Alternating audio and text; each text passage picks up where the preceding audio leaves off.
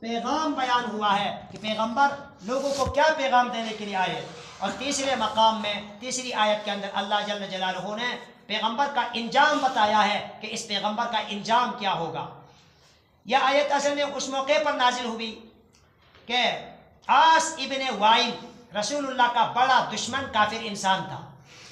اس نے ایک موقع پر کہا کہ دیکھیں اس رسول اللہ کا ایک بیٹا روایت کے مطابق یا قاسم یا ابراہیم، بعض روایت میں قاسم کا لفظ آیا، بعض میں ابراہیم، اور یہ بات اٹل ہے یہ رسول اللہ کے دونوں بیٹے ہیں، بچپن میں انتقال کر گئے.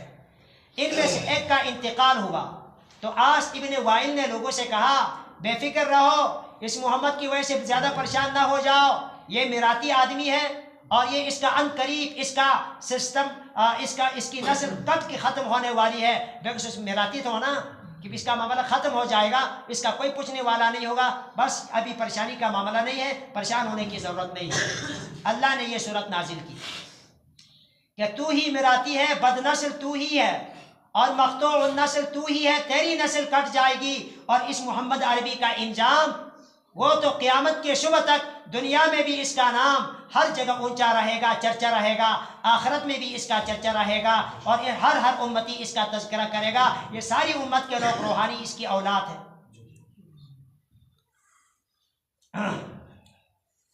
اور یہ خود غزوہ بدر کے 7 دن کے بعد یہ مر گیا مردار ہو کر کے، انتہائی ایسی سخت بیماری میں مبتلا ہو کر جس کو عدسہ کہتے ہیں.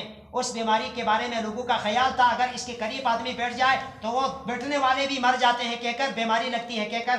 جب اس کو بیماری لگی یہ اس کو دور چھوڑ دیا اور یہ مر گیا تو خود دفنایا بھی نہیں، کہیں بیماری لگ جائے. مزدوروں کو کچھ پیسہ دیا، اس کو لے جاؤ کھٹے میں ڈال دو، تو اس کو ڈنڈوں کے ذریعے اس کو دھکے دے کر کے کھڈا کھود کر کے اس کے اندر ڈال دیا. تو باقی اپنے پیغمبر کے لیے مقام بھی ذکر کیا اور پیغمبر کا جو پیغام ہے اپنی امت کے لوگوں کے لیے اس کا بھی ذکر کیا. بسم اللہ الرحمن الرحیم.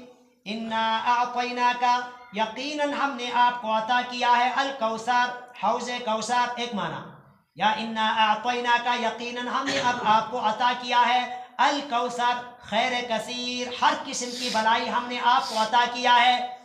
کہ دنیا میں سب سے زیادہ امت آپ کی، سب سے زیادہ چرچا آپ کا، اللہ کے نام کے ساتھ آپ کا نام ہر جگہ، اذان میں، نماز میں، قرآن میں، جنت میں، ایمان والے کے پاس، ہر جگہ آپ کا نام چرچا.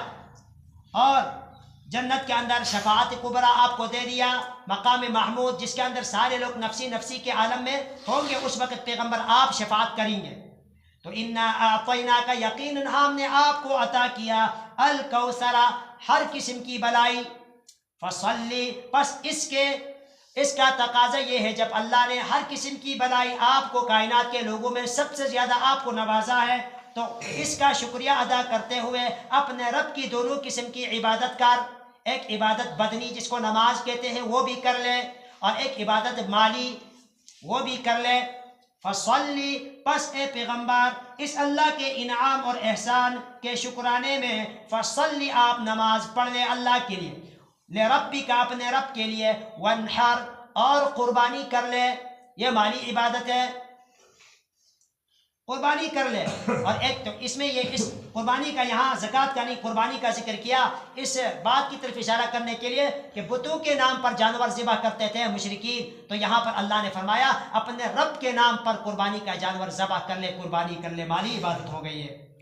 ان شانئک، یقیناً تیرا دشمن عاص ابن وائل اور اس جیسے دوسرے لوگ، کعب ابن اشرف یہودی، یہ اس طرح کے بہت سارے لوگ تھے، یہ تیرا جو دشمن یہ تیرے اوپر الزام لگاتا ہے کہ یہ تو چھوڑو، ابھی اولاد اس کی ہے نہیں، کچھ عرصے کے بعد یہ دنیا سے چلا جائے گا، جان چھوٹ جائے گی. اللہ فرماتے ہیں نہیں ایسا بالکل نہیں. ان شانئک، یقیناً تیرا جو دشمن ہے، هو الابتر، اس کی نسل مٹنے والی ہے، اس کی دم کٹنے والی ہے، اور تو قیامت کے دن بلکہ وہ تو جنت میں بھی تیرے چرچے ہوں گے، تیرے چرچے کبھی ختم نہیں ہوں گے. سورہ کافرون مکی